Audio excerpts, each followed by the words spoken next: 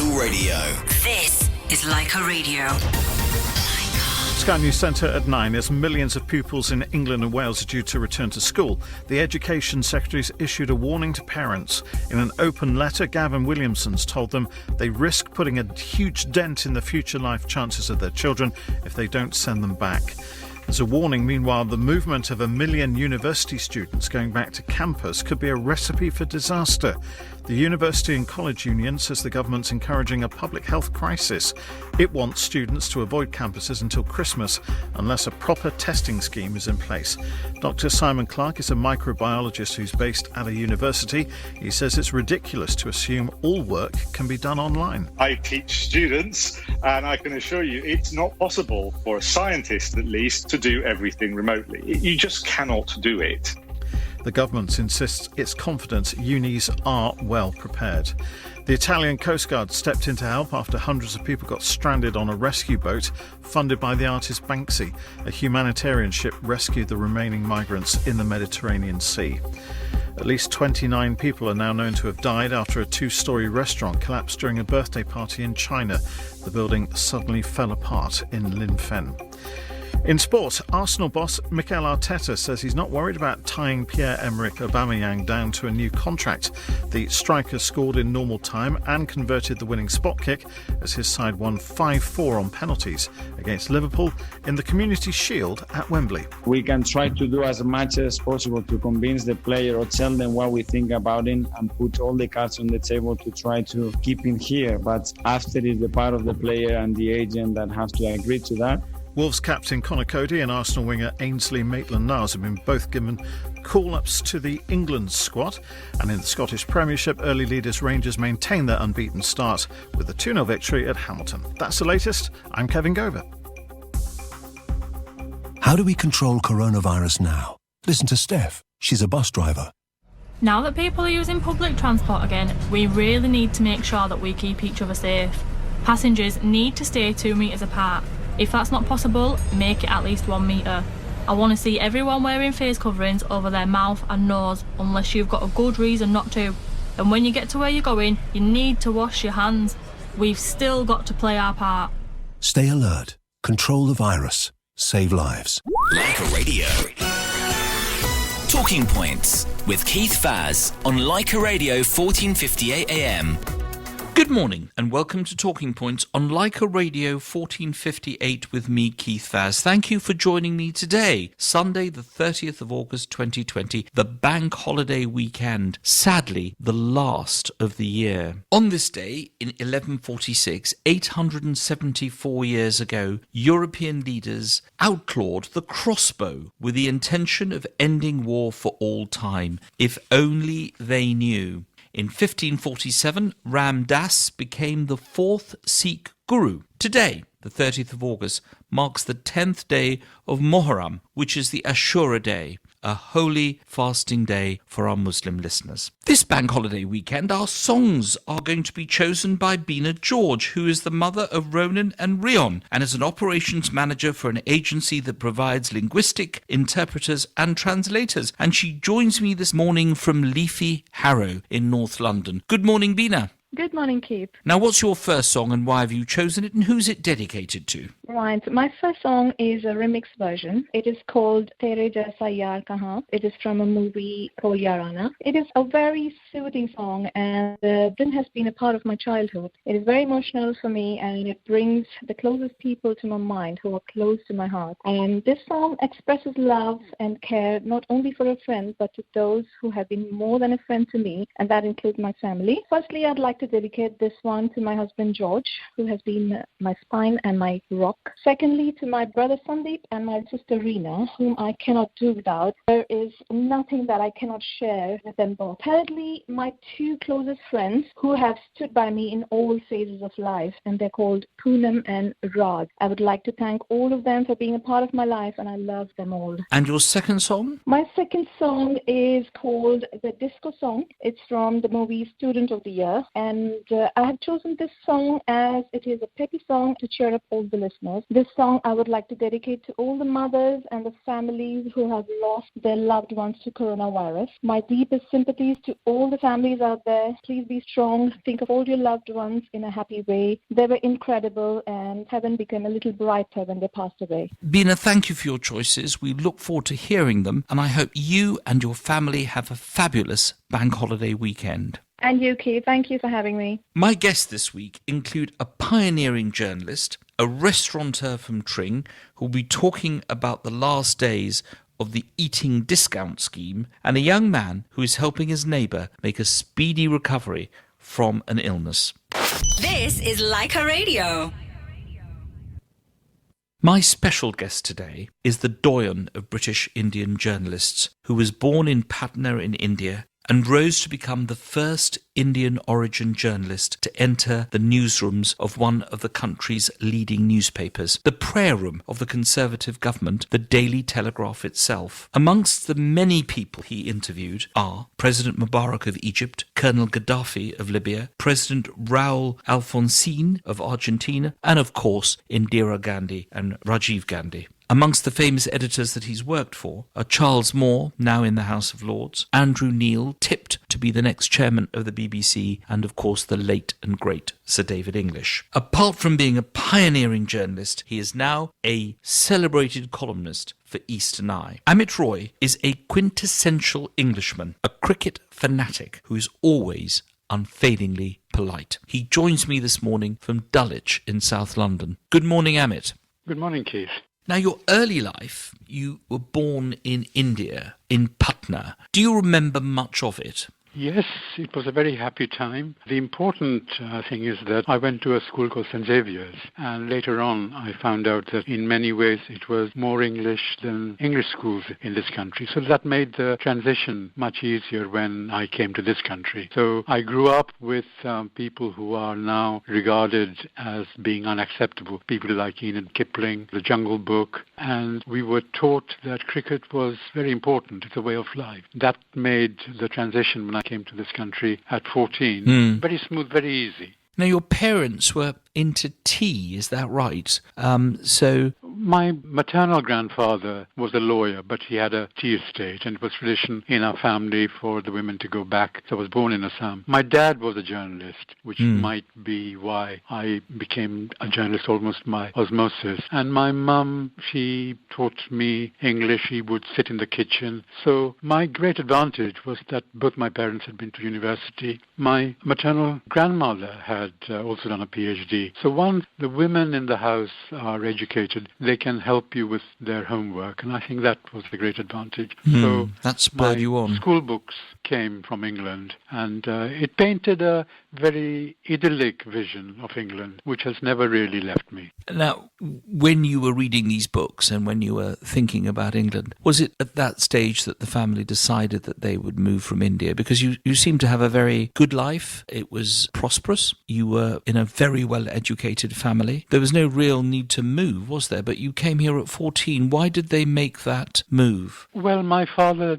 who was a journalist and had been a newspaper editor all over India, he applied to the BBC at Bush House, and he got the job, and that was very thrilling because England had a certain magic for middle-class Bengalis, and I was born into a Bengali family. Therefore, the transition from a small town in India to England was a very big move, and so my father became head of Bengali at Bush House, and that's why we came. And then my two brothers and two sisters and my mum, we came, and then I joined a grammar school in Hendon, which was a third Jewish, and that was very lucky because they are very academic. Bengalis are very academic, and so the transition was a lot smoother than, I might have expected coming to a very different country. It was a very smooth, and especially the cricket. The real surprise was that people in this country, the boys, didn't really care about cricket as much as we did in India.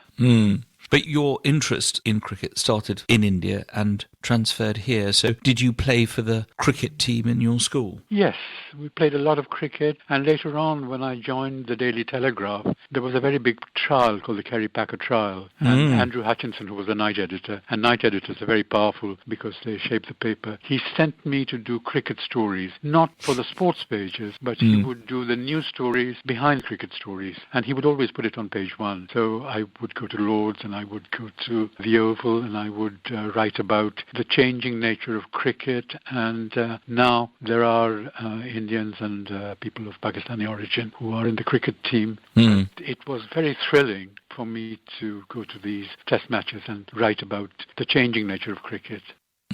The perfect job to be paid for something you enjoy doing. We're going to take a short break. This is Keith Vaz on Leica Radio 1458 talking to Amit Roy, the doyen of British Indian journalism. We're going to be back after the break. This is Talking Points with Keith Vaz on Leica Radio 1458 AM.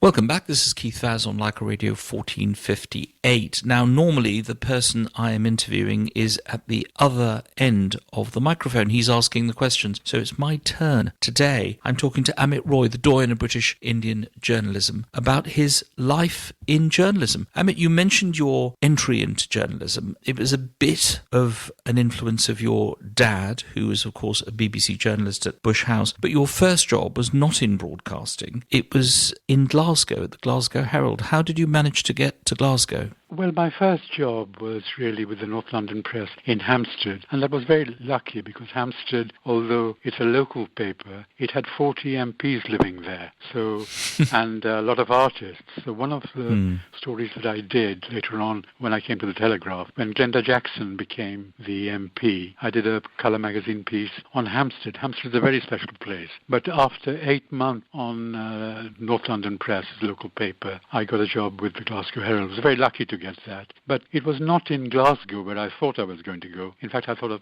I was going to go to Edinburgh, but I went to Fleet Street in 56, which was their London office. And that was 3-4 years, and I did a mixture of things, including a lot of foreign affairs. And during my time at the Glasgow Herald was when the Ugandan Asian crisis happened. So I saw the arrival of the Asians in Leicester. That was a very big story. And then from the Glasgow Herald, I moved to the Telegraph. Now, there couldn't have been a lot of Asian people in Glasgow at around that time. Well, I'm talking now really about Fleet Street. I would occasionally go to Glasgow. Yeah. And I found the Scots really the most generous people in the way they looked after me. But after the North London Press, I moved to the Glasgow Herald for 3-4 years. That was in London. And then I moved to the Telegraph. And, of course, they took a very big risk in taking me on as completely unknown factor. They took on 3 trainees for 6 months. They said, look, there's no guarantee of a job. But at the end of 6 months, in fact, 2 months into my trial period, they offered me a job, whereas the 2 English trainees, they were not given a job. I could say that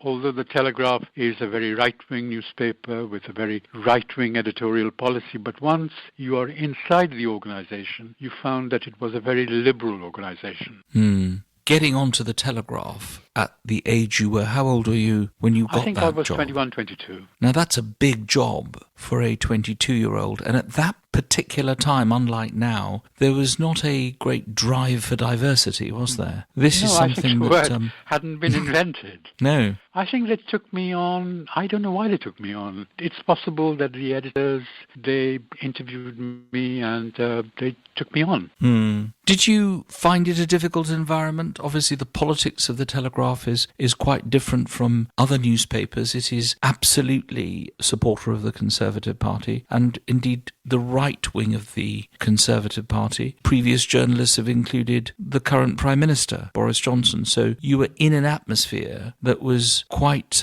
partisan. Did you feel that? Well, I found it very easy, actually, because there was always a separation between news, where you could write as you found, and the editorial side, which is comment. I mean, the distinction has been blurred a bit in recent years, but on very many stories, I went and I did as I found it, like the Grunwick strike, where generally the right-wing papers were sympathetic to the management, but I wrote a story that was completely in favor of the workers. In fact, I pretended I was a worker, got onto a bus, went inside, and did a story that was 200% in favor of the workers. And I thought, well, that's the story that they're going to discard. And the Telegraph, which was very maverick in its way, put it on page 1. So on many occasions I found that it was a very intelligent paper, and a lot of my stories didn't really have to do with race, but had to do with foreign affairs, it had to do with other things. And I wrote as always as I found. And I did a lot of constituency surveys. As you know, I came to Leicester East when you were a candidate, and I went around the country doing constituency service during elections, and I covered every election from the 70s onwards. And I think they always respected story which is well sourced with quotes, and they would use it. And there was never any problem of keeping stories out because they didn't fit in with the policy of the paper.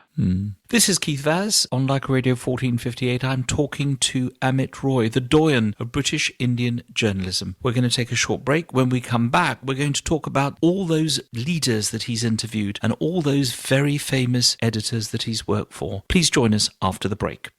This is Leica Radio. September. Back to schools and colleges for all. Let's hear how it's been from Mum of 3, Jessica. Well, 3 kids out of school has been tough.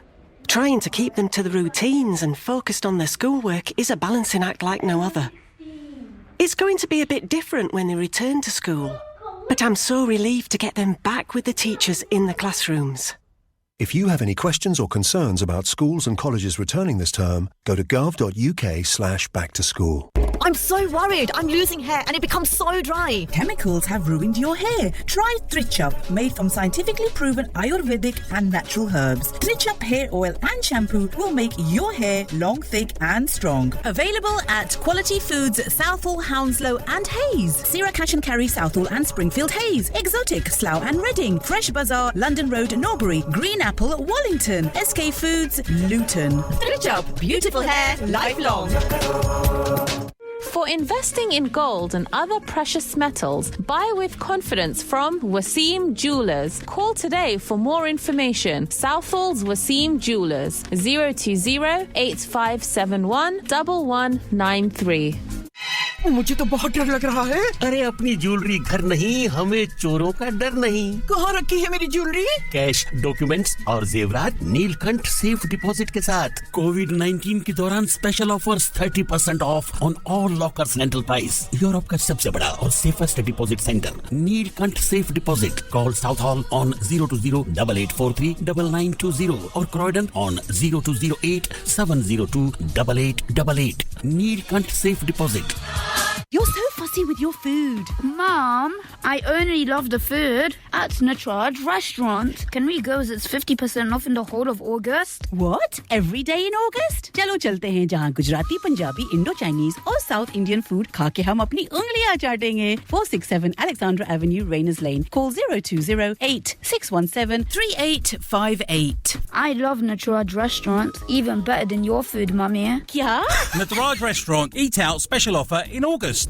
के furniture सबसे हटके prices cut के इस bank holiday weekend में bedroom, dining और living room furniture पर 70% तक of. के furniture.co.uk, पिकलवुड, कैंटन या हैचेंड। आइए पर जल्दी कीजिए, सेल मंडे शाम 5 बजे खत्म हो जाएगी। Hi, this is Lara Datha.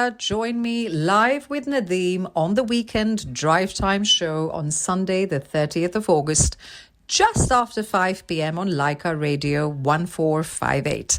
Look forward to your company. Miss it? Miss out. Leica Radio. Talking Points with Keith Vaz on Leica Radio 1458 AM.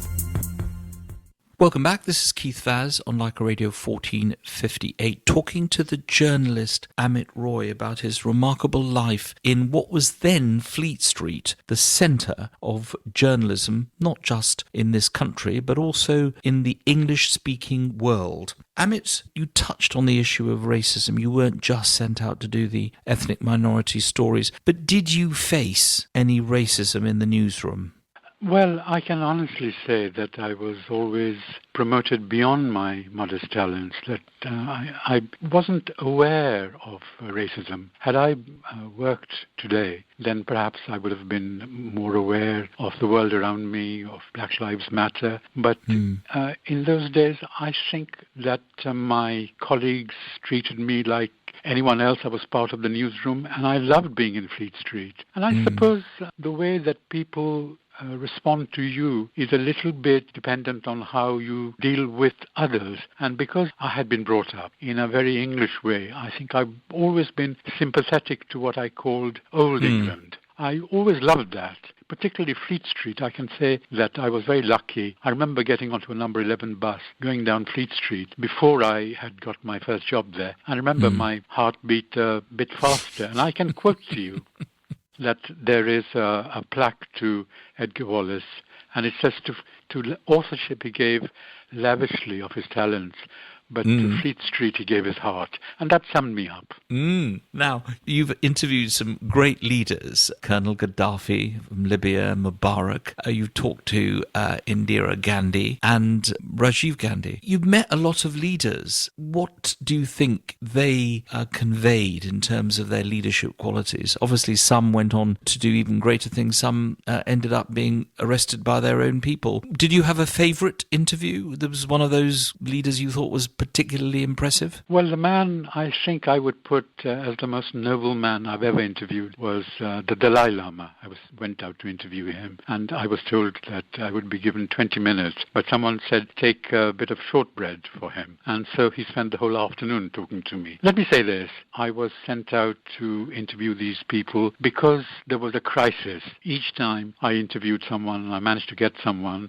the height was increased. And the reason why I was able to get a lot of these people was because I was Indian. I could go to not only to the British Embassy for a briefing, but to the Indian Embassy, and somehow Indian foreign policy works in a quiet way, but it's very influential. And on several occasions, the Indians at the very highest level would put in a word and say, look, he's working for the Daily Mail or the Telegraph or the Sunday Times, but look, he's our boy. Can you look after him? So that's how I managed to, that was my little trick. Now let's go from leaders to editors. You worked for some of those all-time greats, David English, Charles Moore, and of course Andrew Neil, who is now a broadcaster as well as being an editor and tipped to be the next chairman of the BBC. In the cauldron of the newsroom, what makes great newspaper editor? Well, from my point of view, I think they were very, very nice to me. I remember Andrew Neil. I was very happy, but I remember what my father said to me as a journalist. He said, never compromise and always carry your letter of resignation in your pocket. When I said this to him, Andrew said, okay, when did you say you could join us? David English, well, you have been doing well at the Telegraph, but recently you haven't been getting that many stories in. But if you come here, I'll teach you everything I know. And I think English took a lot of interest in me. And it depends on the editor. And I would say that of all the great editors I've worked with, I would put Sir David English in a very, very special place. I always called him Sir, never used his Christian name. At the Telegraph, I found Charles Moore had a sense of humor. On one occasion, he said, why are you looking so tired? And someone said, oh, he's got parties. And he said, I want you to go and cover a party. And I said, well, it's on a Friday night. He said, look, I'm the editor. You'll do what I ask you to do. So that was Ramola Bachchan, and that was India becoming more liberal. And as India entered globalization, then that was reflected in Ramola Bachchan's big parties in Hampstead. And that was a sign that the Indian money was, the wealth was beginning to have an effect in this country. We're going to take another break. After talking to Amit Roy, we will be travelling to Chesham to talk to Adi Suri, who has penned a song to help a very ill neighbour, and to Alauddin, the owner of the Olive Lines restaurant in Tring, Hertfordshire, on the penultimate day of the Eat Out to Help Out scheme. Join me after the break. This is Breakdown.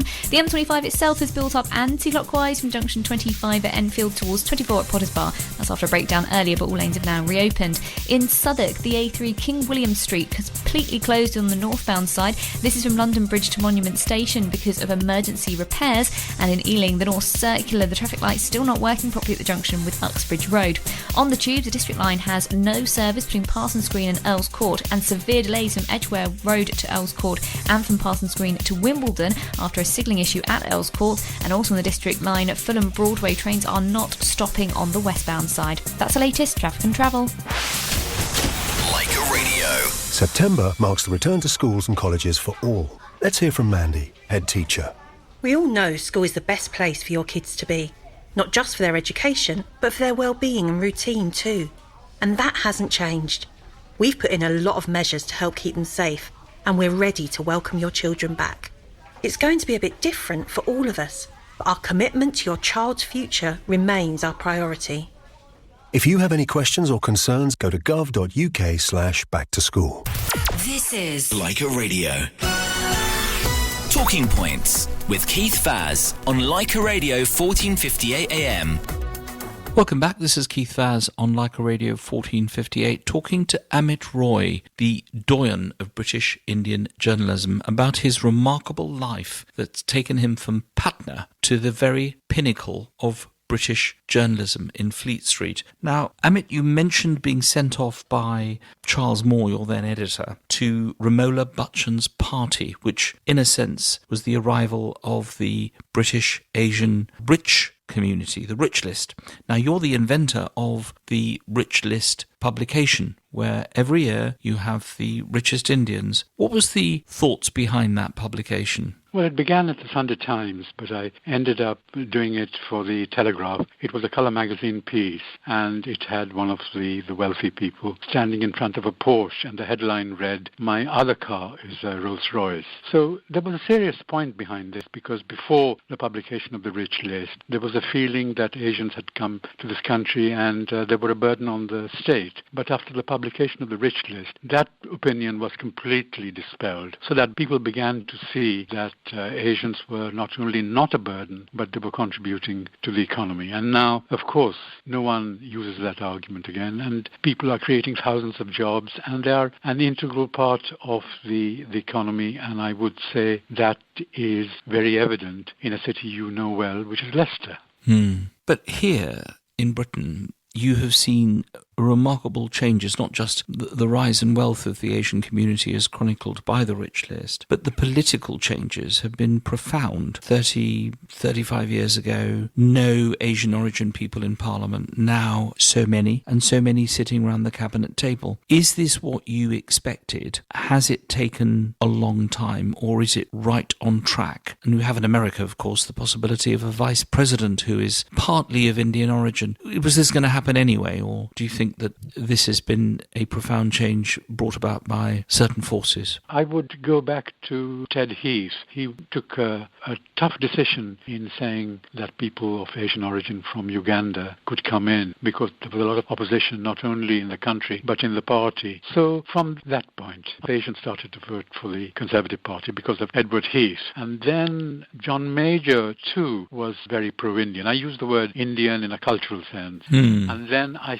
think I must give a lot of credit to David Cameron, because he said that he wanted a special relationship with India when he was opposition leader. And I sat up when I saw the word special relationship. And India was the first country he visited. And when he became Prime Minister, he decided that he would use the Indian population, the 2.5 million figure, which I use, as a bridgehead to establish the link. And then that has been carried on by Boris. So there has been a progression, but different prime ministers have given it a priority. And I would give credit to Edward Heath, and I would give John Major, and I think also, in a way, Margaret Thatcher, whom I got to know a little bit. She was able to keep her seat in Finchley because of the support of the Gujaratis. People don't realize that. But she formed a special relationship with Indira Gandhi because of the two prime ministers and the circumstances in which Mrs. Gandhi was killed and Margaret Thatcher very nearly was, but escaped in Brighton. Clinton that formed a bond between them. So these different prime ministers made a contribution, but it has been a progression. And of course, in Leicester, it was very interesting seeing your progress, Keith. As you know, I covered every election you stood in, and that was always very newsworthy because you always brought in a Bollywood star. So I think that each election had its own characteristics, but I found it very thrilling. And what about the future of the British Asian community, which you have chronicled over the last 4 decades? Do you think that there are more advances to be made? As far as your son is concerned, who I know you have a very special bond with, what do you hope for him? He's not going to be judged, is he, by the colour of his skin, but by the content of his character? On one occasion when India were playing England at cricket, I smiled because Gooch was out, and he looked at me and said, "Dad, Gooch is out," and he was horrified. So I think that sums up the generational change. I think he's very English. When he speaks to his friends, I have to keep saying pardon because I don't understand the way they talk. I think the future of the communities is assured, but it would be a mistake to put all Asians into one basket. I think the Indians have done well because they have understood the secret to progress is education. And here, I think I would like to say that people should make an effort to do 2 things. Try and do English and maths, those are the 2 core subjects, and try and get to the best universities.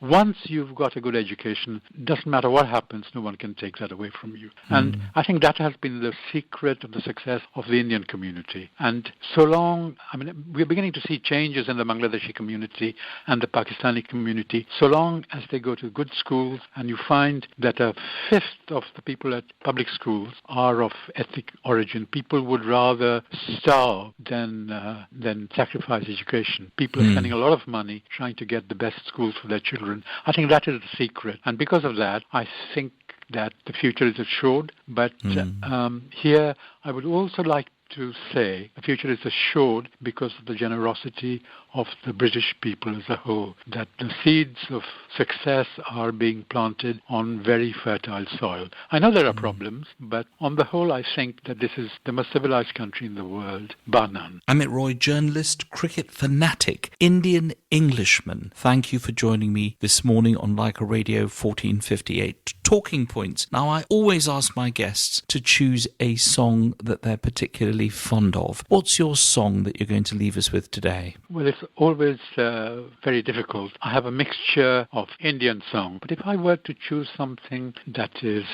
familiar here, I would go for Jerusalem. I would go Sound of Silence from the film The Graduate, but probably settle on Windmills of Your Mind. That was one of my growing up songs from my university days. Amit Roy, thank you for joining us, and keep writing and keep enjoying your cricket. Thank you, Keith. Leica Radio.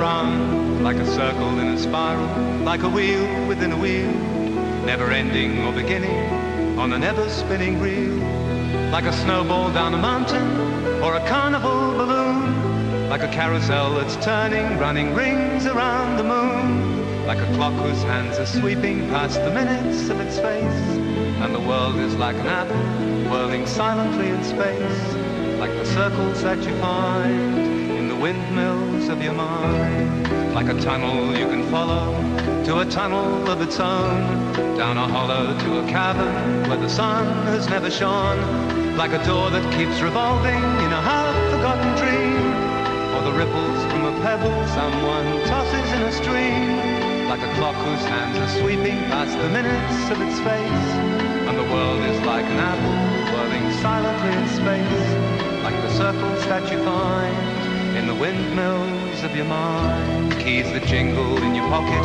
words that jangle in your head. Why did summer go so quickly? Was it something that you said? Lovers walk along the shore and leave their footprints in the sand. Was the sound of distant drumming just the fingers of your hand? Pictures hanging in a hallway and the fragment of a song. Half-remembered names and faces, but to whom do they belong? When you knew that it was over, you were suddenly aware that the autumn leaves were turning to the color of her hair. A circle in a spiral, a wheel within a wheel, never ending or beginning on an ever-spinning reel. Is the images unwind, like the circles that you find in the windmills of your mind.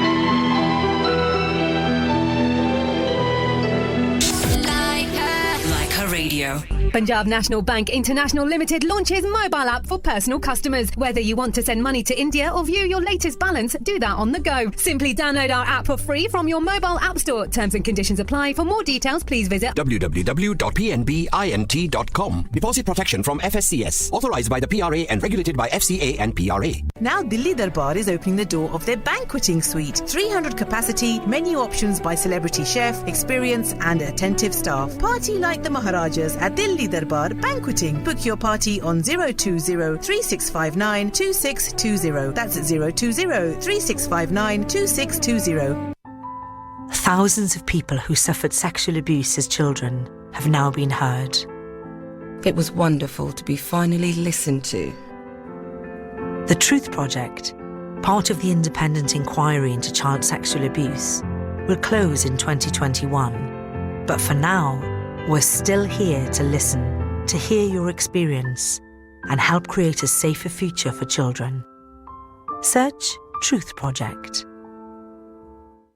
Pakistan is calling. The mobile plan you've been waiting for has arrived. You can now get 1,000 minutes to call Pakistan from your Leica mobile with Pakistan Plus M bundle. You can also get 3 GB of data and 1,000 minutes and text in the UK. All of that for the low price of £20 for 30 days. Never miss the chance to keep in touch with your family again with Leica Mobile. Visit leicamobile.co.uk to see the full offer today. T&Cs apply. Leica Mobile. के furniture सबसे हटके prices cut के इस bank holiday weekend में bedroom dining और living room furniture पर 70% तक of के furniture.co.uk पिकलवुड कैंटन या हैचएंड आइए पर जल्दी कीजिए सेल मंडे शाम 5 बजे खत्म हो जाएगी. September marks the return to schools and colleges for all.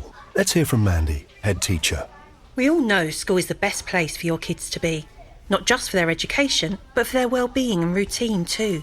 And that hasn't changed. We've put in a lot of measures to help keep them safe, and we're ready to welcome your children back. It's going to be a bit different for all of us, but our commitment to your child's future remains our priority. If you have any questions or concerns, go to gov.uk/backtoschool. Leica Radio. This is Talking Points with Keith Faz on Leica Radio 1458 AM.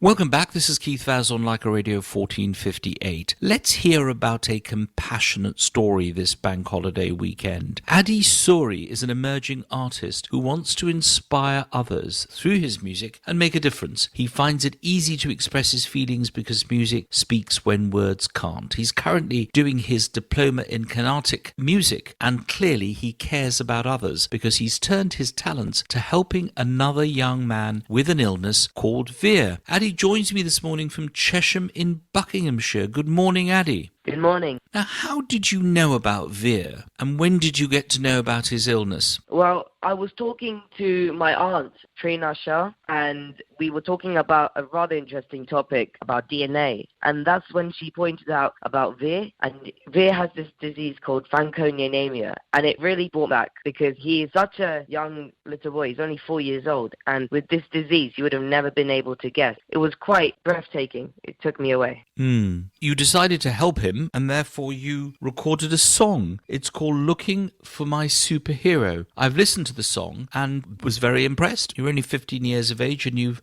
written a song for him. Why did you write the song, and what do you hope to achieve by publishing it? Well, it was really heartbreaking to see Veer in person for the first time. He's so happy and funny, like every other 4-year-old. And you would have never been able to guess that he has such a critical disorder. It just made no sense to me. So I went online to try and register to be a donor, only to find out that you have to be 16 to register.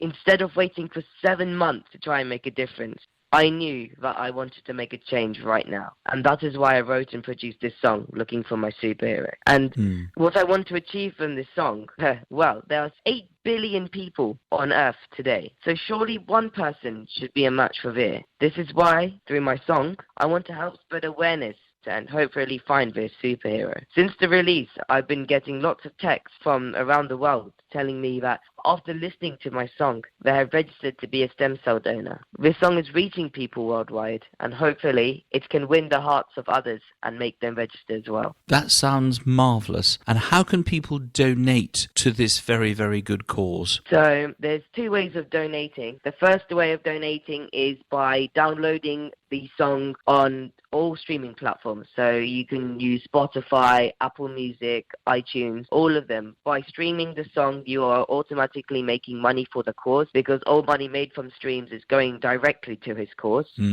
Or you can donate to their website, which is www.helptherenow.org. Now, next Thursday, you're back at school. You're at Chesham Grammar School, and you've been in lockdown for quite a while preparing for your GCSEs next year. What have you missed about school, and what are you looking forward to seeing once you get back to Chesham Grammar? I'm really, really looking forward to seeing my friends again, because it's been so long since I've seen them. And also, like you said, I've got my GCSEs next year, so I'm going to start preparing for those. Adi Suri, on behalf of all our listeners of Leica Radio 1458, congratulations on what you've done. It's a real inspiration, not just for Veer, but also for lots of other young people. We're now going to hear a clip of Looking for My Superhero by Adi Suri.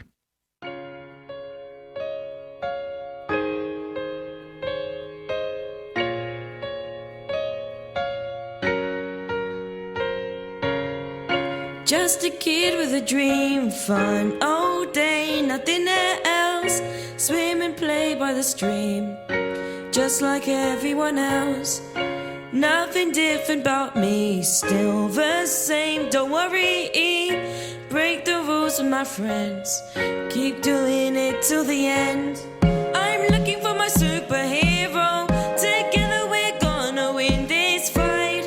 We're gonna win this fight.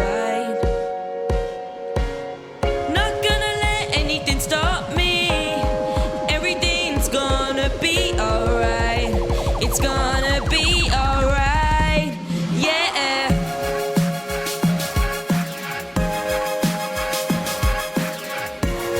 It's gonna be alright. Mom and Dad, don't worry, my superhero's gonna save me, yeah. It's gonna be alright.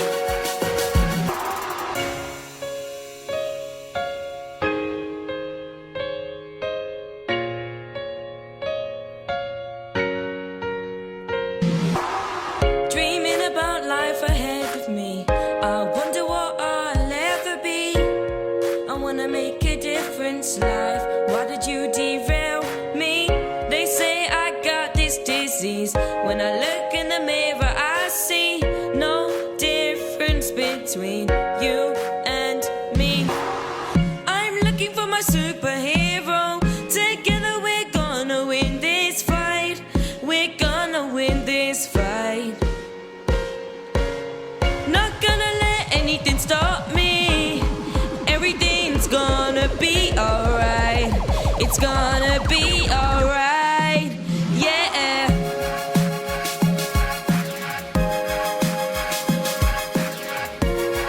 It's gonna be alright. Mom and Dad, don't worry, my superhero's gonna save me, yeah. It's gonna be alright. You can be my superhero. Save others that are just like me. Let's make a difference. Let's make a difference. You can be my superhero. Save the lives of my friends and me. Let's make a difference. Please make a difference. I'm looking for my superhero. Together we're gonna win this fight. We're gonna win this fight.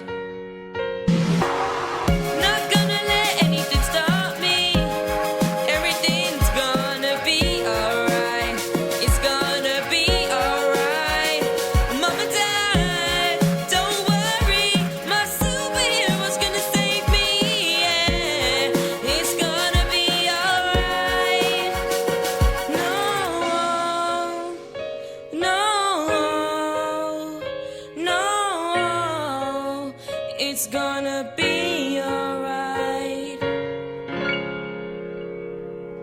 Like a Radio. Join PCOjobs.com, the dedicated automated online private hire taxi market.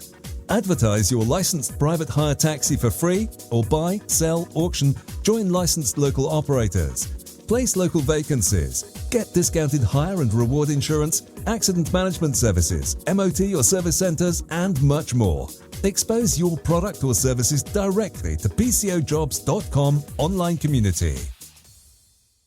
Now Dilli Darbar is opening the door of their banqueting suite. 300 capacity, menu options by celebrity chef, experience and attentive staff. Party like the Maharajas at Dilli Darbar Banqueting. Book your party on 020-3659-2620. That's 020-3659-2620.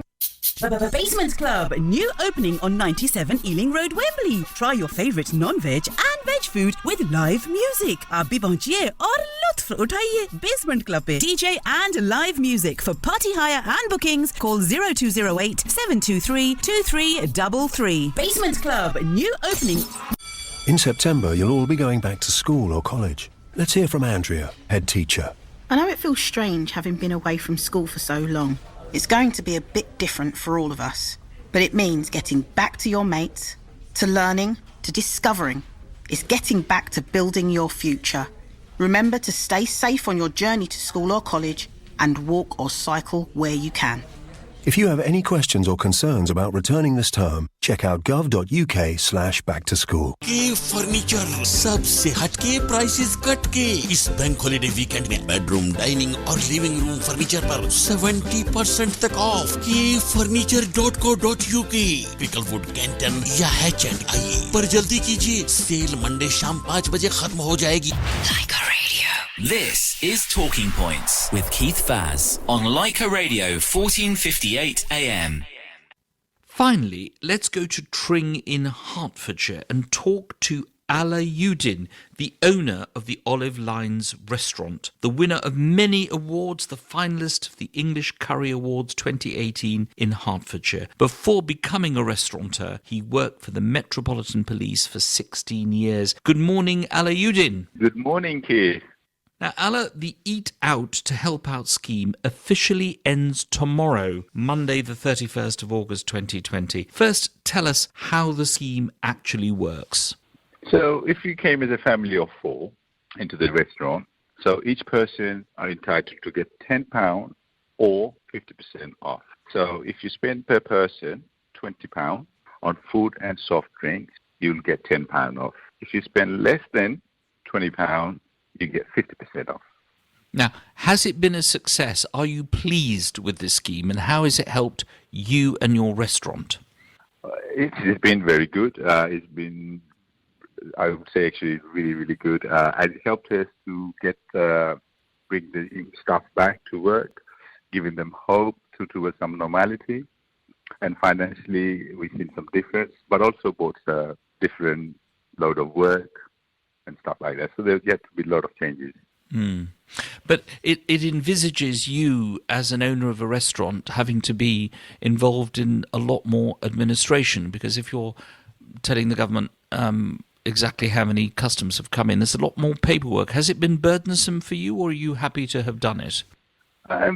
In this circumstance, yes, it's been a burden. The workload is greater with maintaining this COVID safe and everything, and the paperwork with the scheme. Yes, it has, but given no choice, I had no choice and I had to go to, so I keep the business going. Now, do you think the scheme should be extended? It ends tomorrow, as I've said. It's began at the beginning of August. There's a lot of questions as to whether it should continue into October. Do you think that there should be an extension, bearing in mind how successful it's been? Oh, definitely. Definitely we want, we would like to see an extension of this scheme. It will help us in many ways, and it will keep us, get the economic back. I think it's a great idea to start off with, and if it can be extended, many businesses will survive, many restaurateurs will survive, many jobs will be saved, and I believe it takes us out at the end of the year, and we'll have to see it to extend. So you'd like to see it go on till December, would you? Definitely. That takes us end of the year. At last, the furlough schemes will end soon, so he got more pressure. So I think slowly, we could get to some loans. So we'd like to see it definitely to end of the year. If we were to come along and eat at the Olive Lines in Tring in Hertfordshire, what would be your signature dish? Rajasthani Jhinga. It's lovely, it's mouth-watering, and it's one of the biggest prawns you will see in your plate. Well, I am feeling hungry already, and it's only 9:55 in the morning. Alauddin, thank you so much for joining us. We're glad that it's been a success, and no doubt we will talk to you again. Thank you for giving me the time and opportunity. Like a Radio. Time's up for this week. Please stay tuned for Sonia, who will be hosting another scintillating edition of Bollywood Hits after the news. My thanks to my guests, Amit Roy, Alauddin, Adi Suri and Beena George for choosing our songs. Thanks to the Leica team, station manager Sunil, producer Rena and my editor Adam. This has been Keith Vaz on Talking Points on Leica Radio 1458. Thank you for tuning in. I know that you have a great choice on a Sunday, so thank you for spending a bit of your Sunday morning with me. Stay safe and have a great Sunday. My final song this week was written by an Australian who started her life as a busker. The song broke the record for the most weeks at number 1 in the Australian charts, a total of 16 weeks. It has become a worldwide sensation. It also got to be number 1 on Spotify's Global 200 with, in 2019, 250 million views. This is Keith Vaz, signing off with Tones and I, Dance Monkey. Have a great bank holiday weekend. We'll see you next week.